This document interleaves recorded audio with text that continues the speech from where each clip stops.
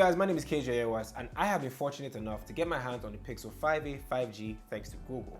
Now this phone right here is $449 USD, $50 less than the Pixel 4a and $150 less than the Pixel 5 that came out last year.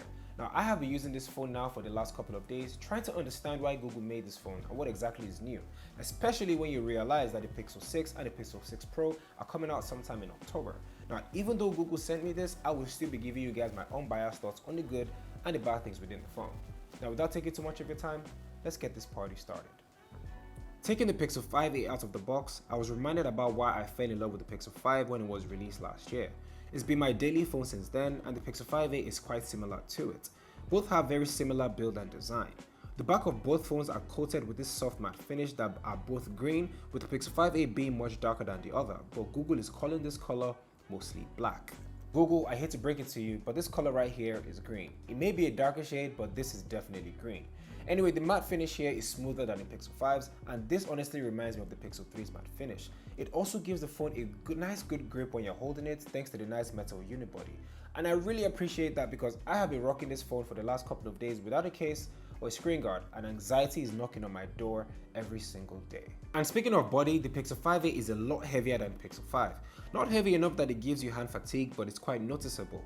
The Pixel 5a weighs about 183 grams, while the Pixel 5 is 151 grams, and if you bring the Pixel 4a into the mix, that comes at 168 grams. I guess the A series phones from Google just weigh more. Nevertheless, the gain in weight isn't a problem whatsoever. The Pixel 5a maintains the fingerprint scanner. It also has the same camera as the Pixel 5 and the Pixel 4a that came out last year, which is a 12.2 megapixel wide-angle lens, a 16 megapixel ultra-wide lens, and an 8 megapixel selfie camera. But they also got rid of the laser autofocus. Not sure why they removed that. The volume button and the power button are on one side as we're accustomed to, and the power button is a different color and has this new mesh that makes it very distinguishable from every other button, so that's pretty nice. For those who love wireless charging, I am sorry to disappoint you, but the Pixel 5a does not have that, nor does it have reverse wireless charging. Personally, I will always gravitate towards a wired charger. Maybe I'm just old-fashioned, but that's just the way I like things. Also, this is the first A series from Google that is certified IP67 waterproof, which means you can submerge this phone for 30 minutes underwater under 3 feet.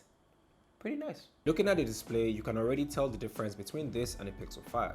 The display is still crisp with the OLED panel, but there is a lack of a 90Hz refresh rate, which kinda sucks. But on the brighter note, the Pixel 5a reaches as high as 800 nits of brightness, so when you're outside, you will not have any issues whatsoever. In terms of how tall it is, the Pixel 5 comes at 6 inches, while the Pixel 5a comes at 6.3 inches. Now if you know me, you already know I'm not a fan of tall phones, but I guess the Pixel 5a is already prepping me for tall phones in the future thanks to the Pixel 6 and the 6 Pro, which seem to be about 6.3 inches and 6.7 inches respectively. Anyway, they also added the infamous headphone jack on this, which is a welcome addition if you like wired headphones or earphones. Personally, I have grown accustomed to Bluetooth headphones, and speaking of audio, they have added an upgrade to their speakers. The Pixel 5 had below average speakers, certainly what we aren't accustomed to, but they made an improvement by adding a front-facing speaker on the Pixel 5a. But is it better? Not necessarily, but it's an improvement. Calls are definitely better, so is the music. One of the best things about the Pixel devices is the software experience. I have always loved stock Android more than any other Android iteration that is out there. It is clean, it does not have any bloatware, and it's quite snappy.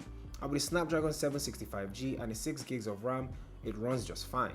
Yes, I know it's a mid-range chipset, but with my experience with it last year, it worked just fine without any issues whatsoever. Google Assistant is just as responsive when you want to ask it questions or have continuous conversations. In hindsight, that may be better because as great as Android 12 is with Material You, it's kind of buggy and my experience with it so far isn't really that great. Now with the Google Pixel 5a, you're getting a significant increase in battery life.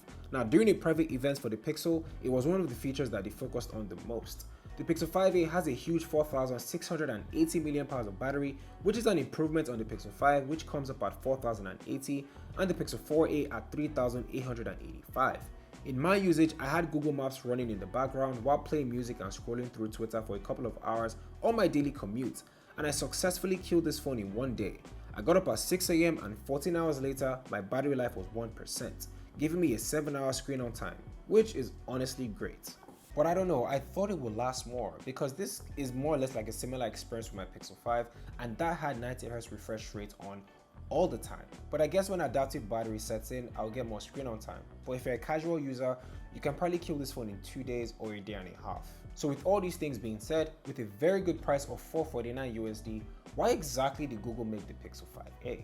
A few things come to mind. For one, the A series Pixels have been very successful in the past, starting from the Pixel 3a, the Pixel 4a, and the Pixel 4a 5G, so it only made sense that Google continued this tradition. But some will ask me, isn't the Pixel 6 and the 6 Pro coming out in October? Well, yes they are, and I know those two phones will be the most exciting pieces of tech or the pieces of tech to geek over, but in the real world, most people are buying the A series Pixels and Google recognizes that. A series Pixels move numbers, and you know what they say, numbers don't lie, hence why they even brought out the Pixel 5 initially to play on a different field. With the Pixel 6 on the horizon, a new design language, the new tensor chip, and a new body and design, it begs the question, what will Google do with the Pixel 6a? Will they give us a scaled down version of the Pixel 6 or remove it from the lineup entirely? Only time will tell. Thank you guys for watching, and if you liked the video, click that like button, and I will be comparing the Pixel 5a and the Pixel 4a very soon, so consider subscribing if you want to see that. My name is KJOS, and I will catch you guys in the next one where we talk all things tech.